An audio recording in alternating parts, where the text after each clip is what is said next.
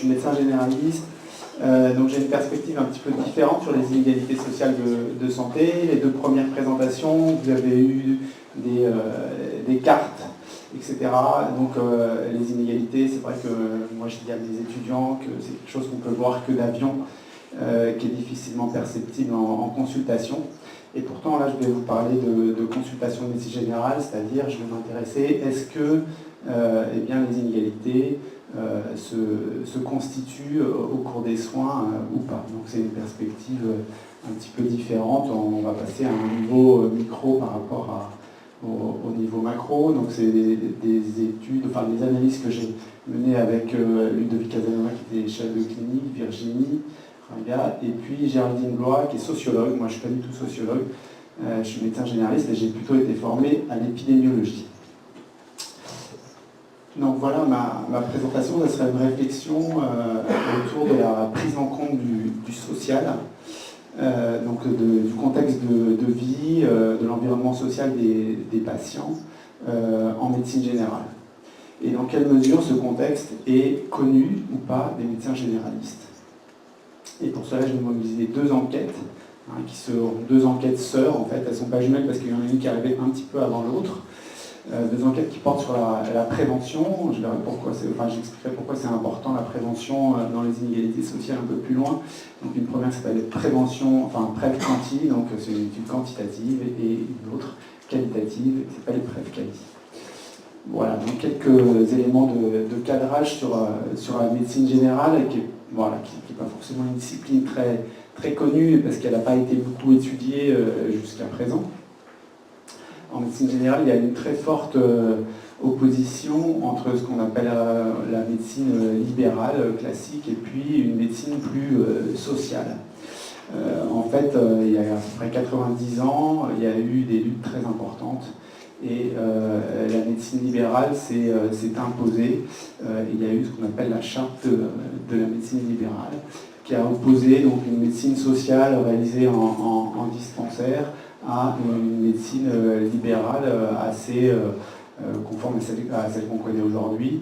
Il faut savoir que c'est dans la charte de 1927 qu'il y a la liberté d'installation, le paiement directement donc, du patient aux praticiens. Donc un certain nombre de choses qui sont toujours d'actualité 90 ans après. Et vous voyez que le passage au tiers payant pose encore des problèmes. Voilà. Bon, les médecins libéraux, même s'ils ont été façonnés par cette histoire, qui est toujours vivace, eh bien, ils ont aussi une vision sociale de leur pratique, enfin en tout cas pour certains.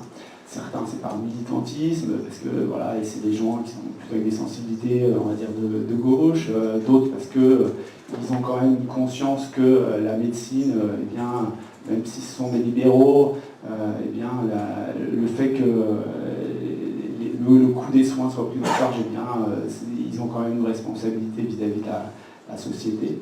Il y en a d'autres qui ont un apport plus social parce qu'ils s'installent dans des zones franches, où en fait ils ne vont pas payer d'impôts, etc. Donc il y a une prise en compte qui peut être, on va dire, plus mercantile. Et puis il y en a d'autres qui préfèrent travailler dans des zones où ils ont une domination intellectuelle et sociale vis-à-vis de leurs patients parce qu'ils vont avoir plus de facilité à faire ce qu'ils veulent puisque la négociation sera plus simple, voire même à avoir des choses un peu, ce qu'on appelle, on pourrait appeler de l'abattage. Aujourd'hui, donc l'offre libérale reste très dominante en France et il n'y a pas de changement de modèle. Tout à l'heure, enfin on a vu juste avant qu'il y avait peu de gradients sociaux en termes d'accès aux médecins généralistes, c'est-à-dire que les médecins généralistes ils voient à peu près l'ensemble de la population et sans distinction sociale majeure.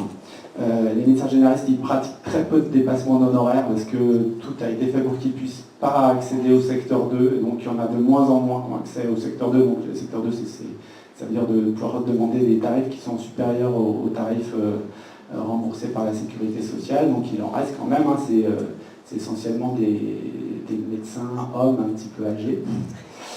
Voilà, mais il faut savoir qu'il y a quand même des phénomènes de sélection sociale à l'intérieur des patientèles. Par exemple, on a regardé, enfin c'est pas moi qui l'ai fait, hein, mais l'adresse a regardé un petit peu où étaient concentrés les patients bénéficiaires de la SAMU, et en fait ils ne sont pas du tout répartis de façon uniforme. Donc ça veut dire qu'il y a quand même des médecins qui doivent leur faire un peu plus de place. Voilà, je ne rappellerai pas qu'en France, il y a des inégalités. J'ai pas mis le Chipa, désolé. Je ne savais pas que c'était un standard de Mackenbach. Voilà, mais il y a quand même des gradients importants, avec une sorte de mortalité prématurée, notamment chez les hommes. L'autre aspect de contexte important, c'est que la médecine générale, donc c'est une discipline assez nouvelle, hein, c'est depuis 2004 qu'il y a un troisième cycle de médecine générale avec les chefs de clinique et un DES. C'est une médecine donc, qui s'est largement bâtie en dehors de l'hôpital et qui se revendique du modèle biopsychosocial. Donc le modèle biopsychosocial, c'est un modèle développé par un psychiatre, Engel, hein, donc il a publié ça en 1977. Et ce modèle est repris officiellement dans la LONCA, hein, qui est en fait la société savante internationale de médecine générale. Donc le modèle biopsychosocial est très ancré et c'est le modèle professionnel de la profession, enfin que la profession essaye de promouvoir. Hein. Du point de vue, de mon point de vue, voilà, des gens qui ont travaillé, une médecine elle serait entre guillemets sociale dans la mesure où elle intégrerait les relations socio-économiques pour penser la consultation et puis pour essayer d'intégrer ces éléments-là dans la prise en charge. Donc en bas vous avez les trois bulles du modèle biopsychosocial. Donc il y a le biologique, vous voyez bien, le psychologique et le social, donc c'est vraiment large. En même temps, ça a été particulièrement critiqué par les sociologues qui disent que bon, c'est un peu un affichage, mais que dans les faits, la médecine reste très centrée sur le biomédical et que c'est pas du tout un schéma représentatif.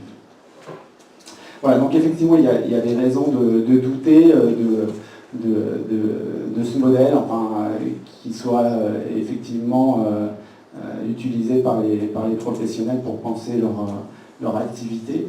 D'abord parce que voilà, la médecine, la fac de médecine est très biomédicale, tout le cursus est comme ça. Quand on regarde les productions du Conseil de l'Ordre, eh bien on voit que la dimension sociale est quand même extrêmement réduite, que les inégalités sociales ne sont même pas citées, et on parle juste un petit peu de discrimination. Quand on regarde les recommandations produites par l'HAS, donc ça là c'est sur l'obésité, enfin, on a plus particulièrement regardé celle sur l'obésité, bon, qui est à l'évidence marquée par une dimension sociale, et bien en fait cet aspect-là est très largement contourné. Donc on parle de période de vulnérabilité psychologique et sociale, voilà, il n'y aura pas plus de détails que ça. Si on regarde les formations des médecins à l'heure actuelle, eh bien pour le concours des ECN, il n'y a absolument pas de référence aux inégalités sociales. On parle des gens en situation de marginalité sociale, mais il n'y a pas de focus spécifiquement là-dessus.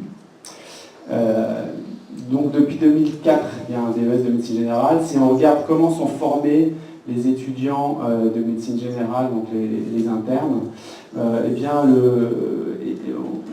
sur les cours qui sont essentiellement dispensés dans les départements de médecine générale, il y a des cours plus centrés sur un apprentissage médical, des cours qui sont plus centrés sur comment on fait dans un contexte pratique, hein, comment on fait en situation quotidienne en médecine générale, qui est une situation de travail un petit peu différente de celle qu'on trouve à l'hôpital, donc il y a un effort de décentration des étudiants. Il y a aussi des formations importantes sur la relation thérapeutique, hein, qu'on appelle des groupes BALIT. mais quelle est la place réelle qui est faite au social dans l'enseignement, elle est quand même assez réduite, voire dans certains départements quasi nulle. Et pourtant, même si les médecins ils sont relativement mal formés, eh bien, le social il existe en médecine générale, puisque, comme je l'ai dit, tous les médecins vont être confrontés à un panel assez diversifié de patients avec des origines sociales très différentes. Et puis, les médecins généralistes jouissent d'une grande liberté de travail, donc ils peuvent intégrer, s'ils veulent, la dimension sociale dans leur prise en charge et dans leur mode de réflexion. Voilà. Le dernier élément, c'est la prévention. Alors, pourquoi c'est important la prévention? C'est parce que d'abord, depuis la loi de HPST 2009, eh bien, la prévention est une des missions qui a été donnée aux soins primaires, donc en grande partie, on peut dire même aux médecins généralistes. Que les comportements de santé, comme vous devez le savoir, sont très largement socialement différenciés, et que les gens aussi qui ont travaillé sur les grandes cohortes comme Gazelle ou Whitehall ont pu montrer que eh bien, une partie des différences sociales vis-à-vis des comportements de prévention eh bien, permettait d'expliquer des différences en termes de mortalité. Donc voilà pourquoi, quand on s'intéresse aux inégalités sociales de santé et à leur lien avec les soins, eh bien, la prévention apparaît comme un élément vraiment intéressant. Alors, quel est je dirais quels sont les objectifs qu'on s'était fixés? Eh bien, le premier objectif, c'était de savoir si les médecins avaient déjà une connaissance du contexte de vie de leurs patients et donc du contexte social. Alors ça, on l'a largement étudié dans une première enquête, donc l'enquête quantitative. C'est une enquête qui a été réalisée auprès de 52 médecins généralistes d'Île-de-France, qui étaient maîtres de stage dans deux universités parisiennes, Paris 5 et Paris 6 pour bien préciser les choses. C'est des maîtres de stage qui étaient volontaires. Chez ces maîtres de stage, ces généralistes, on les appelait plutôt, on a tiré au sort 35 hommes et 35 femmes dans leur liste médecins traitants. Il faut savoir que depuis 2004 aussi, on dispose d'une liste, vous avez peut-être déclaré tous un médecin traitant, donc voilà, on a des listes de patients pour lesquels on est en responsabilité pour leur santé. Et donc c'est intéressant pour faire des études, puisque avant on n'avait pas de dénominateur en fait. On avait des patients qui venaient, mais on ne savait pas très bien si c'était de passage ou si c'était une consultation parce qu'on était leur médecin régulier. Voilà, donc on a pris des 35 hommes, 35 femmes entre 40 et 74 ans dans les listes médecins traitants, ce qui nous a fait donc 3640 patients. Et puis, on a recueilli des informations sur les soins préventifs, donc le dépistage des cancers recommandés, donc les 3, les consommations d'alcool, de tabac, leur alimentation, leur activité physique et l'évaluation du risque cardiovasculaire. Et on a fait un recueil de données, j'y reviendrai, qui se fait de façon bilatérale, à la fois au niveau des patients et au niveau des médecins. Et on était assez contents parce qu'on a eu un taux de participation assez élevé, à 72%. Il faut savoir qu'en général, les études en soins primaires, enfin les études postales comme celles qu'on a faites, quand on arrive à 50%, on est très content. Voilà, donc en fait, ce que je vous présente, c'est une analyse ancillaire de cette étude PREF quantique qui avait pour but de mesurer les gradients sociaux dans les comportements de santé en médecine générale et de regarder en miroir quelles étaient les pratiques des médecins généralistes. C'est-à-dire, par exemple, on demandait aux gens est-ce que vous avez une activité physique?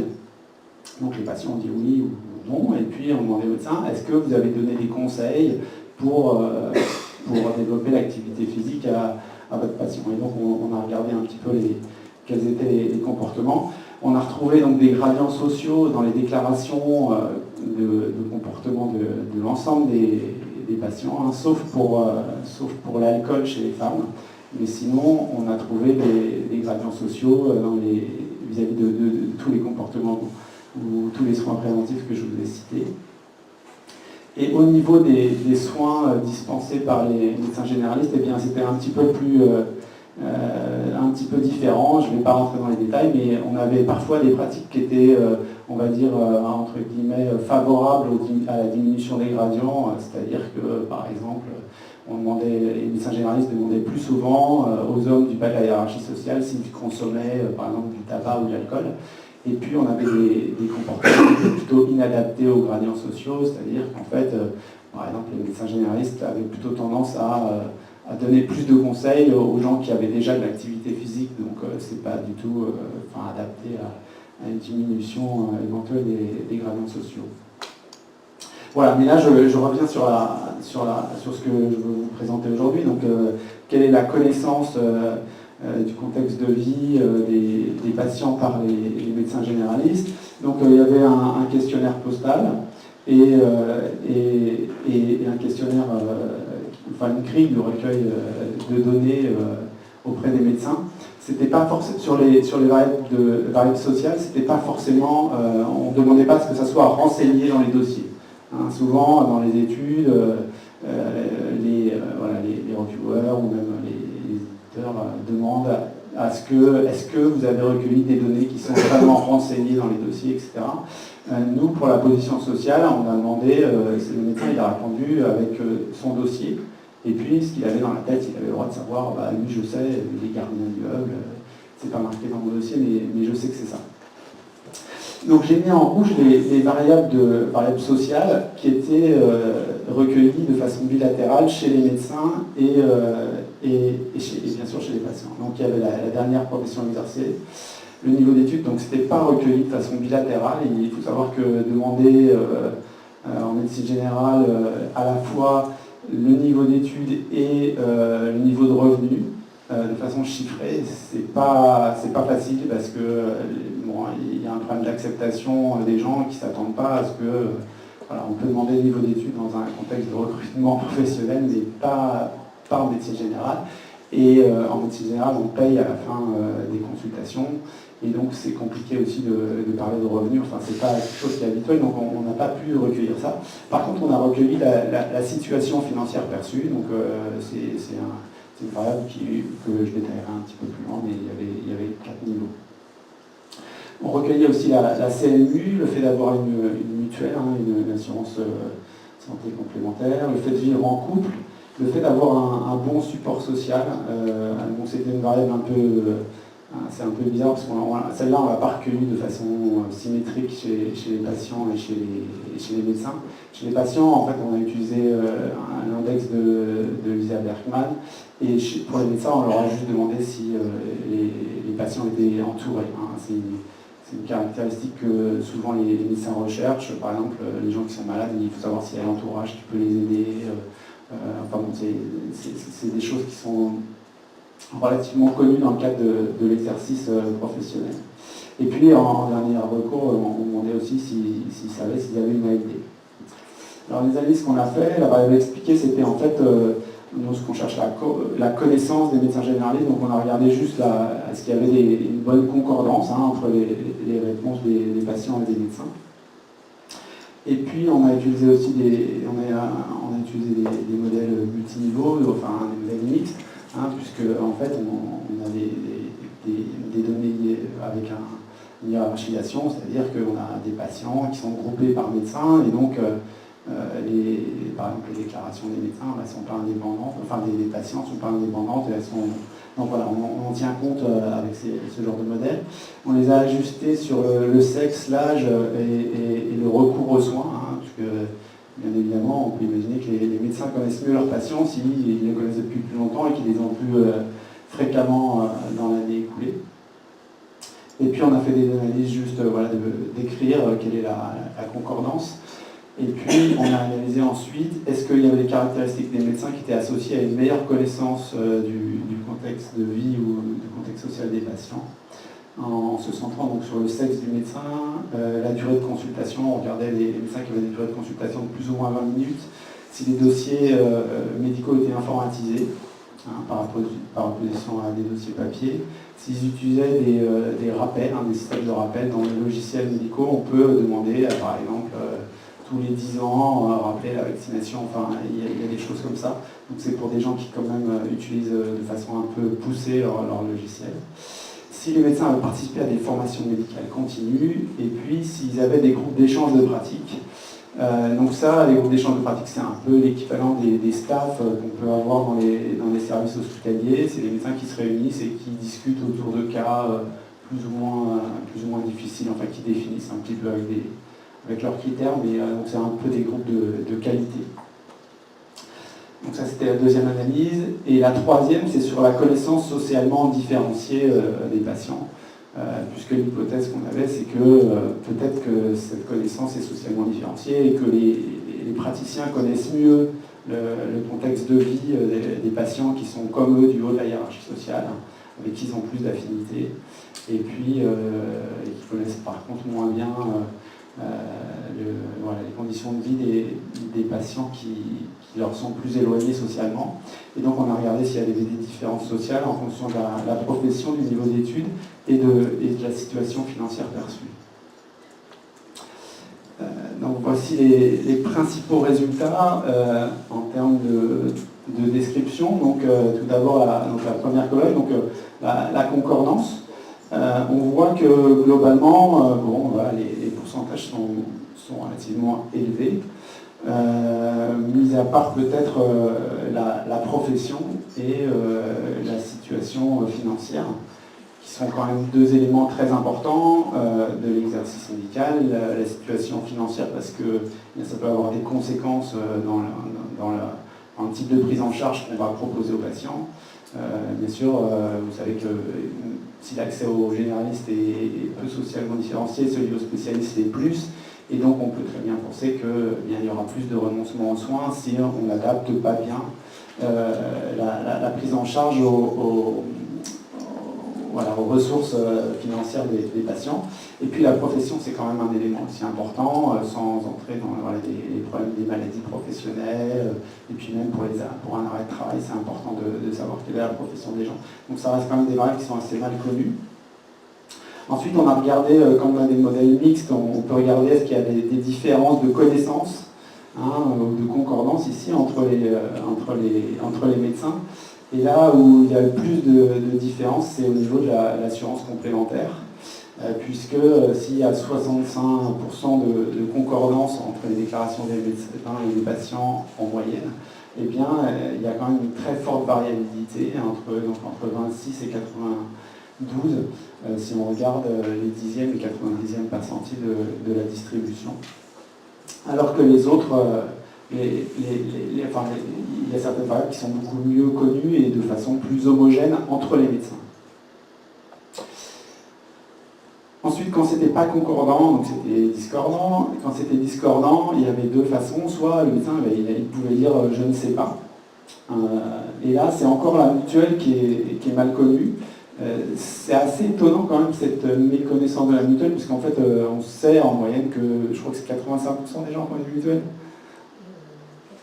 92, enfin bon, en gros c'est pas très dur de savoir, on ne peut pas trop se tromper. On voit quand même que les mutuelles, pour nous, ça n'a pas trop de sens, parce qu'il y a mutuelle et mutuelle, on dit. Et donc il y a des mutuelles qui couvrent très bien, des mutuelles qui couvrent moins bien, et donc même les patients ils ne savent pas très bien ce que ça recouvre. Enfin, vous voyez qu'il y a quand même une grande partie des médecins qui ne savent pas si leur patient a une mutuelle. En termes de réponses différentes, eh bien, c'est bien sûr la profession et la situation financière qui sont mises en avant. Et la dernière chose, c'est que les médecins, quand ils donnent des réponses qui ne sont pas concordantes donc avec celles des patients, eh bien, ils ont tendance à surestimer le niveau des patients. Donc ça, c'est aussi un problème en termes d'inégalité sociale, parce qu'on peut imaginer que s'ils pensent qu'ils ont plus de revenus, plus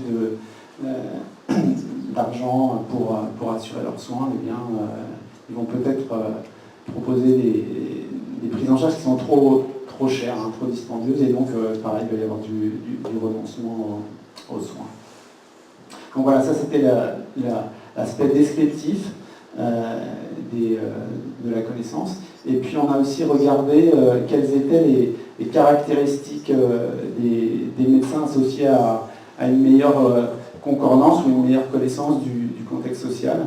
Et bien pour la profession, par exemple, les femmes et les médecins qui avaient des durées de consultation supérieures à 20 minutes connaissaient mieux la profession de leurs patients. Je précise juste que c'est des modèles à ajuster sur les variables de composition de la patientèle que j'ai donné tout à l'heure, mais c'est des analyses qui sont univariées en termes de caractéristiques médecins. C'est-à-dire que c'est les femmes, c'est significatif, et la durée de consultation longue, c'est significatif, mais on n'a pas fait d'analyse multivariée avec plusieurs caractéristiques médecins. Voilà, c'était une petite précision. Donc on voit que c'est les gens qui travaillent doucement ont par exemple une meilleure connaissance du statut aussi vis-à-vis de l'emploi. Donc encore les femmes, encore les durées de consultation supérieures à 20 minutes, et les groupes d'échange de pratiques, tout ça est associé à une meilleure connaissance. Il y a, la mutuelle, c'est la formation médicale continue. L'ALD, c'est la formation médicale continue et le groupe d'échange de pratiques. Alors, le couple, c'est les médecins qui utilisent des reminders, donc qui ont une connaissance, enfin qui utilisent beaucoup mieux leur dossier. Sur la situation financière perçue, ça nous avait un peu étonné, parce que nous on avait comme hypothèse que les médecins qui ont un logiciel bien structuré, etc., ont voilà, peut-être une meilleure, où rentrer des informations concernant leurs patients. Et en fait, c'est plutôt l'inverse. Les dossiers papier ont l'air d'être plus riches en termes de données sociales. C'est vrai que les logiciels médicaux, il y a peu de logiciels qui donnent un endroit spécifiquement où remplir la profession, par exemple. Voilà, il y a des endroits mode de vie, etc. Mais c'est plutôt sur le papier que les médecins avaient une meilleure connaissance. Il y a des dossiers papier qui sont extrêmement riches et qui reproduisent assez bien le modèle hospitalier, c'est-à-dire avec les antécédents, le mode de vie, etc. Alors que parfois les logiciels médicaux, enfin en tout cas c'est notre hypothèse, rendent moins bien ça. Voilà, on avait retrouvé ça aussi pour le réseau social ou le support social qui est mieux renseigné chez les médecins avec des dossiers papier, enfin qui est mieux connu des médecins ayant des dossiers papier. La dernière partie donc, de l'étude quantitative, enfin ce que je voulais vous présenter, c'était les disparités sociales en termes de connaissances. Donc ça c'est le tableau de synthèse. Donc on a étudié vous voyez c'est la CMU, la mutuelle, le fait d'être en couple. Je sais pas si je trouve et d'avoir un bon support social et de connaître le statut vis-à-vis de l'emploi en fonction, donc en haut de la profession, en dessous du niveau d'éducation et en dernier en fonction de la situation financière perçue. Et puis les deux dernières colonnes, c'est donc le petit P global et un petit P de tendance.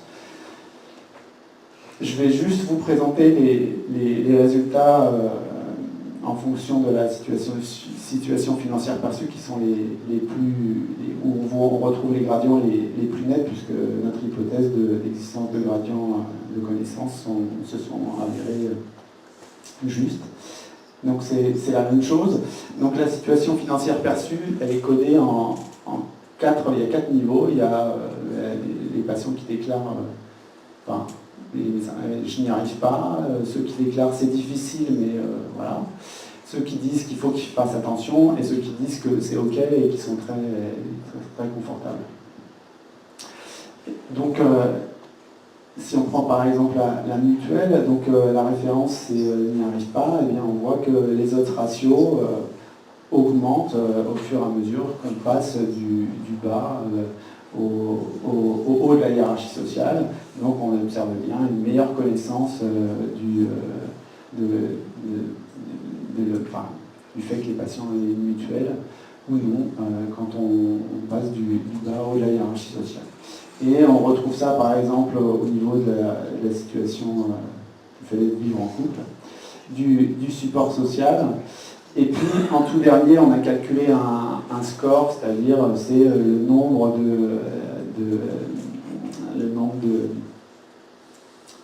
enfin, parmi les 5, combien on avait qui étaient réellement connus. Et là aussi, on voit qu'il y en a de plus en plus au fur et à mesure qu'on monte le long de l'échelle sociale. Voilà pour la première partie des choses que je voulais... C'est vrai? C'est vrai? Bon, bah sinon on reste là. Je sais pas, comme vous voulez, mais en combien de temps l'autre partie c'est un peu plus difficile pour moi, mais je peux essayer vite, mais je pense pas que j'en mette moins de 10 minutes. Enfin, c'est comme vous voulez. Moi je pense que la deuxième partie est très bien, mais malheureusement je vais vous la présenter rapidement. Donc la deuxième partie c'est une enquête différente en fait, hein, c'est une étude qualitative, et moi je l'aime bien, mais c'est pas mon jus de cervelle. Hein, donc voilà, c'est plutôt celui de Géraldine Goa avec qui on travaille donc sur des données qualitatives. On a fait une enquête cette fois-ci par entretien. On a été voir des médecins généralistes et on leur a dit comment ça se passe pour la prévention. Donc je passe un peu vite, mais bon, on a passé un certain nombre d'entretiens, des entretiens assez longs, hein, parfois dépassant largement 1 heure. Et puis, dans leur prise en charge de la prévention, on a essayé de voir s'ils introduisaient des distinctions sociales, comment on leur a soit posé directement, mais est-ce qu'il y a des gens avec qui c'est plus facile que d'autres, etc. Et donc on a essayé d'analyser tout ça.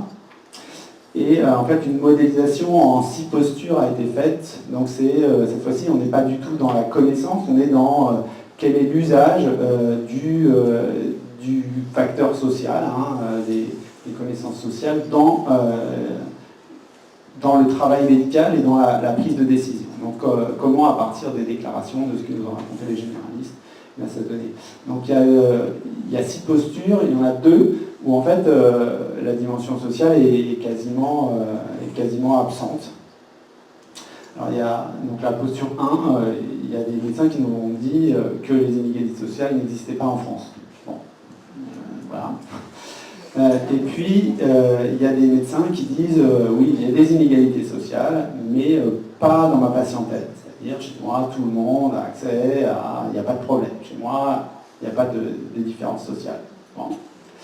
Il faut savoir qu'il y a une partie des médecins qui ont été interrogés, qui faisaient partie de l'enquête d'avant, et à qui on avait présenté les résultats sur les inégalités sociales dans leur patientèle et dans leur pratique. Et bon, ça a été un petit peu difficile à recevoir. Hein.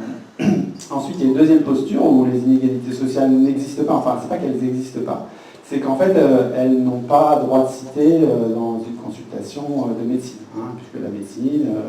c'est universel, tout le monde est soumis au même droit, etc. Et donc, il n'y a pas d'intégration du social. Moi, je suis systématique, je fais tout pour tout le monde pareil. C'est vraiment le médecin droit dans ses bottes qui applique ses procédures. Et c'est vrai que la prévention, pour le coup, c'est très normatif et il suffit de suivre la procédure. Donc, je suis systématique. Et pourquoi vous me parlez du social? Ensuite, on a 4 autres postures. Où effectivement il y a du social. Donc les postures, elles se résument comme ça. Donc il y a un axe horizontal où on a plutôt une opposition entre une logique très personnalisée et à l'opposé une vision plus holiste, globalisante. Et puis verticalement, on a soit en bas des gens qui sont plus sur on ne peut pas changer les choses. Voilà, les différences sociales sont intangibles, et puis au contraire des gens en haut qui sont plus dans des interventions et qui essayent de modifier les choses. Donc pour faire vite, sur les postures P3 et P4 sont les postures les plus fréquentes. Hein. Notamment la posture P3 qui est une posture en fait d'évitement. Donc on va dire que c'est vraiment le médecin généraliste libéral classique qui est soumis à la demande de son patient et qui répond à la demande. Et voilà, donc si le patient demande, je sais pas moi, j'aimerais bien faire un frottis, etc., bah, il va répondre à la demande, mais si la patiente ne demande pas, pourquoi aller changer les choses. Donc c'est vraiment la posture qui correspond. Vous savez qu'il y a des gens qui disent que par exemple la prévention, il ne faut pas en faire parce que ça accroît les inégalités sociales. Bon là, c'est un peu une posture qui aurait tendance à accroître les inégalités sociales puisque c'est une réponse à la demande. Si les gens ils viennent et qu'ils veulent arrêter de fumer, on les aide. S'ils fument et qu'ils ne demandent rien, pourquoi les embêter? Donc ça c'est la posture P3. La posture P4, c'est une posture donc, de capacitation, enfin, qu'elle a appelée comme ça au sens de scène, donc qui est une posture aussi très individuelle où on essaye d'adapter les soins, mais où on essaye de voir comment essayer de changer les choses, et essaye voilà, d'émanciper les patients, de bien leur expliquer, et voilà, c'est des médecins qui disent oui d'accord, mais même chez les gens qui ont peu d'éducation, il faut prendre le temps et on peut leur expliquer, et s'ils ont compris, eh bien, ils peuvent aussi prendre des décisions enfin, dans le sens de la prévention. Et puis de l'autre côté, il y a les postures P5 et P6 qui sont beaucoup plus marginales, notamment la posture P5 qui est une posture très proactive dans laquelle en fait il y a une relation un peu homothétique entre les inégalités sociales telles qu'on peut les voir au niveau macro et donc c'est transféré au niveau micro. Donc voilà, on va être on va mesurer la position sociale des patients, on va essayer de changer les choses en ayant une position très proactive. Donc c'est assez minoritaire dans notre corpus, même si notre corpus il est composé de médecins qui sont en lien avec l'université, et donc il y en a certains qui sont en lien, enfin, qui ont une vision très populationnelle de l'exercice de la médecine générale, très en lien avec la santé publique. Et la posture P6, c'est une posture plus empathique. C'est des gens qui savent qu'effectivement il y a des gradients sociaux, mais qui ne veulent pas que le contexte d'exercice soit un endroit où eh bien, on reproduise les reproches qui peuvent être faits aux gens du bas de la hiérarchie sociale, aux gens qui ne mangent pas comme tout le monde, etc. Donc, voilà, et qui vont dire, on ne va pas en plus en rajouter, ouais, ils ne mangent pas bien, mais bon, on les emmerde suffisamment par ailleurs, etc. parce qu'ils sont différents, et donc ils vont respecter cette différence-là en la connaissant, mais sans vouloir trop modifier les choses. Voilà, donc je ne détaille pas un peu les postures là. Donc juste pour synthétiser, donc, en première partie, on a vu que globalement, les médecins ils avaient une bonne connaissance du contexte social de leurs patients, qu'il y avait quand même de la variabilité entre les médecins, qu'il y avait une surévaluation qui pouvait conduire à un remboursement en soins, et puis que cette connaissance était quand même socialement différenciée. Quand on passe dans la deuxième partie, je passe un peu rapidement, mais quand on regarde l'usage clinique, qu'est-ce qu'ils font de cette connaissance du social? Eh bien, on voit que c'est plus problématique. Donc, il est contemplatif dans le sens où, bah ouais, ils savent, mais concrètement, il y en a peu qui s'en saisissent pour réfléchir dans leur façon de prendre en charge les patients. Donc, qu'est-ce qu'il faudrait faire? Sans doute changer un petit peu les recommandations. Par exemple, en Angleterre, dans l'évaluation du risque cardiovasculaire, eh bien, on prend en compte la position sociale, l'origine ethnique des gens, ce qui n'est pas du tout fait en France. Et puis, il faut sans doute changer un petit peu l'organisation, la formation professionnelle, pour aider les médecins à être mieux équipés pour percevoir, pour intégrer la profession sociale et pouvoir s'en saisir. Aujourd'hui, donc ça reste quand même un usage qui est assez limité et centré au mieux sur des grandes catégories. Voilà.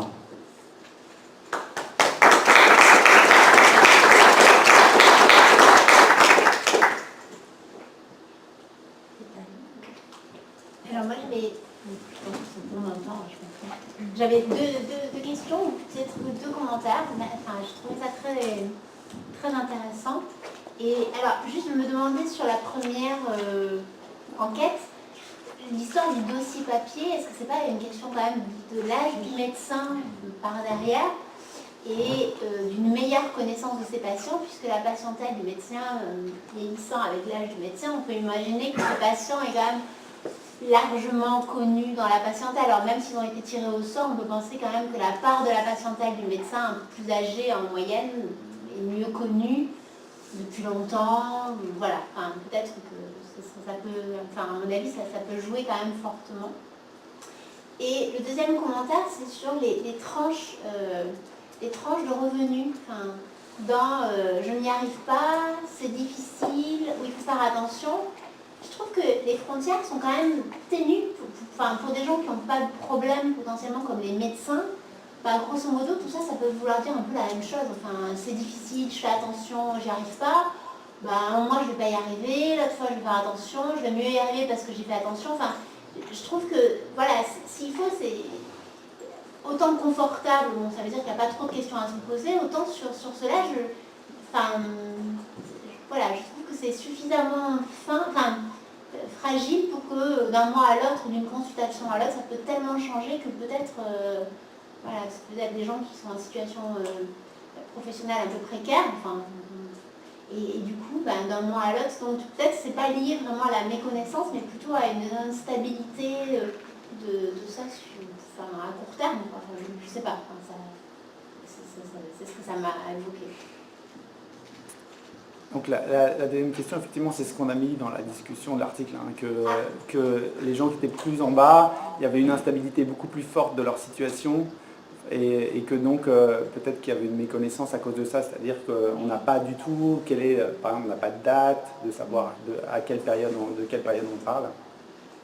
Donc effectivement, on pense aussi qu'il doit y avoir un effet changement qui est sans doute plus important dans le bas de la hiérarchie sociale.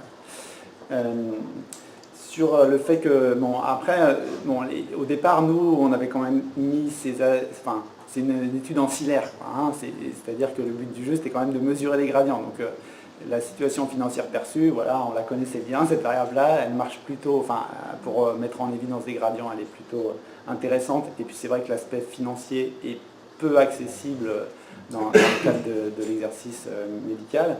Donc, voilà, c'est une variable qu'on a décidé de garder. C'est vrai que je suis d'accord avec toi, une variable en trois catégories pour les médecins serait sans doute plus facile à coder. Oui, ça, moi je ne connais pas bien, mais elle est peut-être très bonne pour celui qui déclare sa propre situation, mais quelqu'un qui déclare la perception qu'il a d'une situation de quelqu'un d'autre, c'est peut-être plus fragile. Ouais, c'est plus difficile. Pour la première question, en fait, on avait ajusté quand même sur l'ancienneté et sur le nombre de consultations l'année précédente. Hein, parce que ça, on sait qu'effectivement, les médecins, ils ont été assez surpris. Pour beaucoup d'entre eux, c'est la première fois qu'on faisait une étude sur leurs patients. Et quand on leur a dit, bon, vous nous donnez votre liste et puis on va vous tirer au sort. Et quand on tire au sort, il y en a, mais attends, mais celui-là, je ne l'ai jamais vu, tout ça. Ça les a beaucoup... c'est perturbant pour les médecins parce qu'on a une vision très idéalisée du patient bien, qu'on a l'habitude, qui est au carré et tout ça. Et là, tu es tombé, attends, mais lui, il est toxico, il vient jamais. Bon, ben, c'est pas grave, il est dans ta liste, on va quand même regarder ce qui se passe. Donc, on avait tenu compte de cet aspect-là.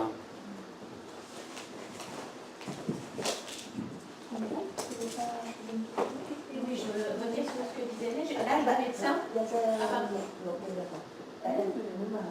Non, c'était juste pour savoir si vous avez tenu compte de l'âge du médecin.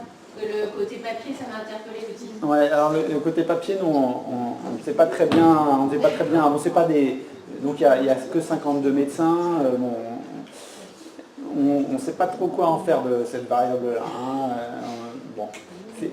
On a regardé s'il y avait un effet propre, en analyse univariée de l'âge du médecin, on n'a pas trouvé. Il faut savoir quand même que les maîtres de stage, donc des universités comme ça, c'est des gens un peu homogènes en termes d'âge. Hein. C'est des gens un peu âgés. Donc on savait qu'on n'aurait pas de variabilité. Du coup, on ne s'attendait pas à avoir des différences en fonction de l'âge.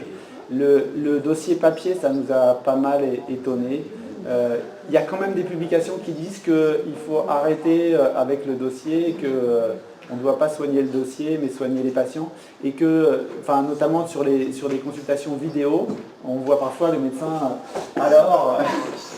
qui parle à son écran, quoi. Donc il y a des gens qui disent que voilà, ceux qui investissent trop dans l'outil informatique, ça peut se faire au détriment du patient, quoi. Mais c'est vrai que c'est pas une variable, enfin voilà, on s'attendait pas trop à ça et bon, ça reste à mon avis très faible comme résultat. On va dire une seule question et après vous lui demanderez à la pause, sinon on va être hyper en retard. Ok, je suis vite. Moi, je voulais revenir sur justement cette différence de déclaration sur la santé financière, la situation financière, pardon. Alors, en fait, je voulais savoir, est-ce que tu as regardé plus en détail ce que disaient les médecins, c'est-à-dire par rapport à... Est-ce qu'en fait, ils disent tout le temps qu'en fait, leurs patients vont bien, enfin, ont une situation financière confortable, donc en fait, ils sont plus proches de ceux qui disent qu'ils ont une situation financière confortable parce que ça correspond, ou est-ce qu'en fait ils se trompent juste un peu par rapport à un patient qui va dire bah non c'est difficile, ils vont dire non mais ça va, c'est pas trop, enfin voilà. Et donc du coup en fait soit s'ils pensent que toute leur patientèle va bien, bah, ils sont aveugles aux inégalités sociales et bah, du coup ils n'ont pas trop de... ou alors ils se trompent juste un peu... Non, on n'a pas regardé ça, et en plus les analyses c'est quand même largement Ludovic qui les a faites, et ça date un peu, donc je suis incapable de préciser ces aspects-là. Je suis désolé. Donc je vais juste un truc. Et comment une fois tu m'avais parlé d'un problème justement avec la surestimation, où, par exemple si tu as un médecin qui a une patientèle qui de toute façon, elle est en moyenne au bas de la hiérarchie sociale, il aura forcément plus facilement tendance à surestimer. Et à l'inverse, quelqu'un qui a une patientèle en haut, il ne peut que surestimer.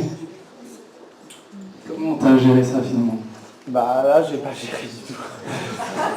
J'ai juste regardé la différence entre les déclarations et ils ont globalement tendance à surestimer. Après, je ne suis pas le seul à avoir observé ça, hein. C'est globalement... après, c'est difficile. Bon, les médecins, en gros, c'est une profession qui va voir l'ensemble de la hiérarchie sociale et il est en haut et c'est difficile de regarder tout le temps les gens en les regardant comme tu vois, du haut du truc. On a toujours envie de les voir mieux que ce qu'ils sont, quoi. Et c'est pas la seule étude qui montre ça.